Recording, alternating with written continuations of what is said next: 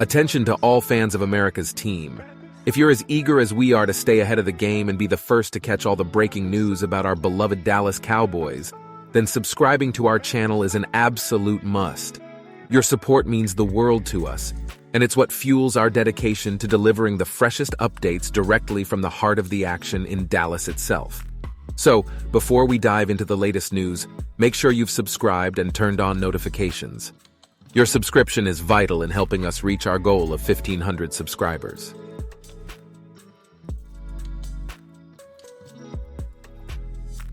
On his Instagram story that said that all is well with him. So Aaron Rodgers does seem to remain the Jets' plan at quarterback starting next season.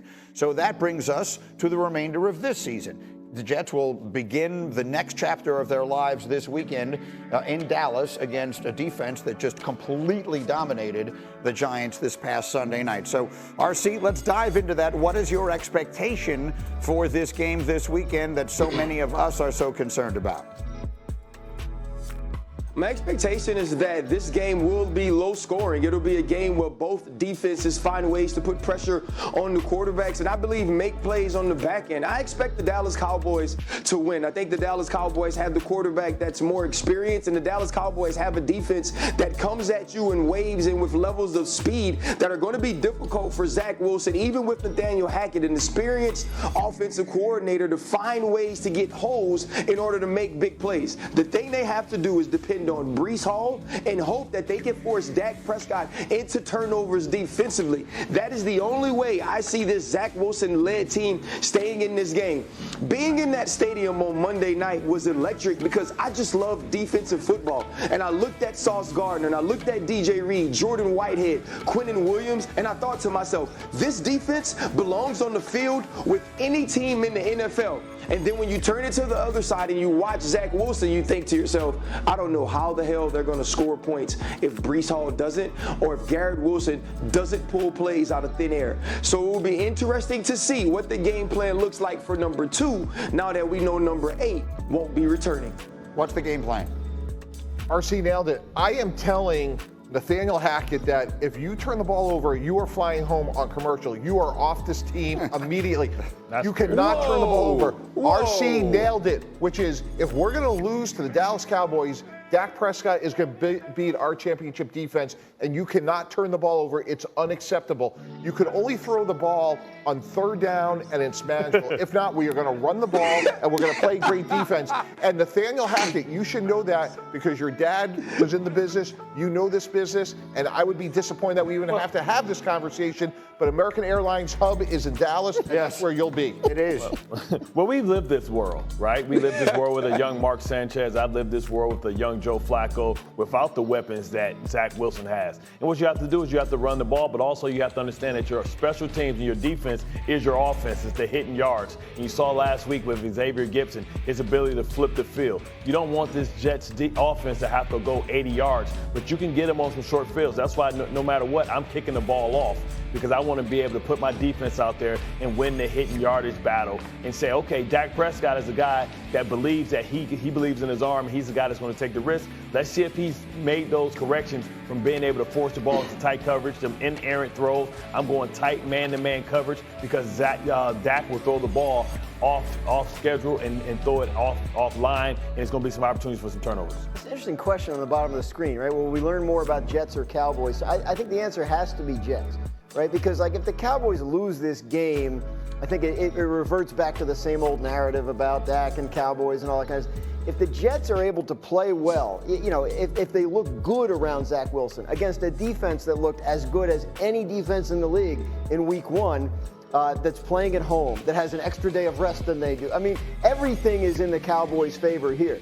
If the Jets lay an egg, then I think we understand that. But if they can perform at a high level and look competent around Zach Wilson, then I think we've learned something about them, whether they win the game or not. That's the point. RC, I said this on my radio show yesterday. I understand that to you guys who play it, and this is your profession, that there are no moral victories in professional sports. But the reality is sometimes there are. And if Zach Wilson looks like a quarterback who is capable of leading a team on Sunday, and the Jets make that a game, if that's a game in the fourth quarter, I think that there is an element of victory to that for the Jets, even if they wouldn't say so.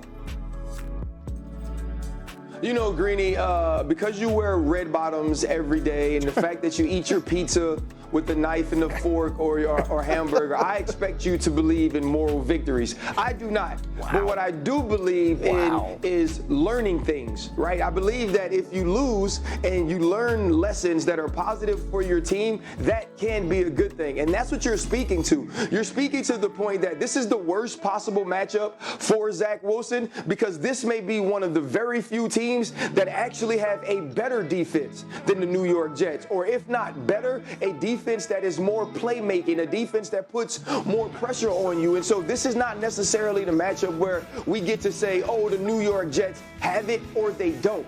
But if Zach Wilson can play well, if Zach Wilson can protect the football, if he doesn't go, let's say, all Zach Wilson, right? If he finds ways to be smart, if he finds ways to keep his team in this game, then yes, that is a good thing, Greeny. That does make you feel better going forward against the Buffalo Bills, which we watched them beat on Monday night in the worst possible scenario, against the Miami Dolphins, against the New England Patriots, and the rest of the teams in the AFC. So even though I'd much rather see you sitting there the way you were sitting there Monday, because I get to show what sort of friend I am when I FaceTime to check on you from the trailer at MetLife. It's also better to see you slightly happy on Monday, because we just do a better show when Greeny's in a good mood. So if you get something good from Zach Wilson, there is some positives to move forward. You know, Greeny, here's the risk for the Jets. You talk about lessons learned. Here's a lesson I learned as a GM. When we kept around a failed draft choice, and I had my fair share just like everybody else, everybody in that organization's like, Mike, what are you doing? You're keeping a guy just because you drafted him. And the risk the Jets have on Sunday is this. When Zach Wilson makes one mistake and there's a bump in the road, everyone may not say it, but they're all thinking the same thing. Here we go again. And the only reason he's on the field is because he was the second pick in the draft. We're going to root for the best, or we're going to see what happens. It's one of the several very interesting games on the schedule this weekend. RC, you're the man. Thank you. We will see you later. Your beloved Steelers got shellacked week 1. What is your biggest concern? Everything. I think I'm concerned about everything, but since you guys only allowed me to pick one, it would be Matt Canada's offense. Since he's been the offensive coordinator, we've never had a we. I don't want to be a we no more. They've never had a 400-yard day. Kenny Pickett didn't show that ascension that we expected to see opening up his second year, and the run game couldn't get going at all. If Matt Canada can't find ways to create explosive plays, this team is going to be either getting blown out or in dogfights every week. Let's talk about Chicago. What's your biggest concern for the Bears? My biggest concern for the Bears is Justin Fields' development. We've all been waiting for Justin Fields to take that next step, to become the quarterback that not only possesses potential, but we're seeing it on the field. That was not what happened this week, and Luke Getsy has to find a way to get DJ Moore involved early to be sort of that Stephon Diggs to Josh Allen. Yeah, just 2 targets last week. And then what's your biggest concern for Kansas City?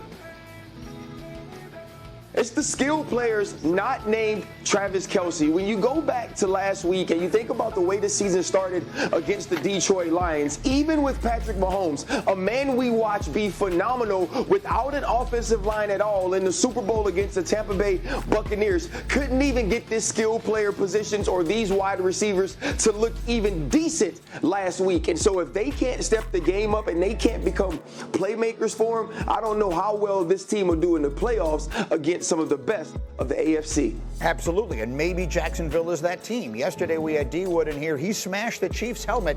He's picking Jacksonville. Let's put the picks up on the screen for today, because there's going to be a changing of the guard at some point. Who was it that made the point in our meeting this morning that they've never been on the road for a playoff game in their careers? You were the one who said that to me, right? Make that point again about Mahomes, because it is so... Oh, no, it was you who said it. It was so... Well, you pointed it yourself. For crying out loud, I can't remember everything here. What was that point again about Mahomes? Right. Yes. What was the point about Mahomes? He's never played a road playoff game. Never Unless played. you count the Super Bowl in Tampa, which is technically, a neutral site. But wasn't it played without fans because of COVID? I mean, he's literally never played a road playoff game. So the question is the road going to wind up going someplace else? If the Jaguars, who play in what we all think is a very bad division, get this win here, there is a very real world that we could live in, Bart, in which Jacksonville makes a run at a 1 seed. And I think Jacksonville is ready to take the next step. You saw what Trevor Lawrence was able to do with a real head coach in Doug Peterson, and also, what Calvin Ridley looks like. So they have great skill position when you think about Christian Kirk, Zay Jones, and Travis Etienne. They can put up points. The question is going to be, can they slow down, the Kansas City Chiefs? Last year I was at that football game.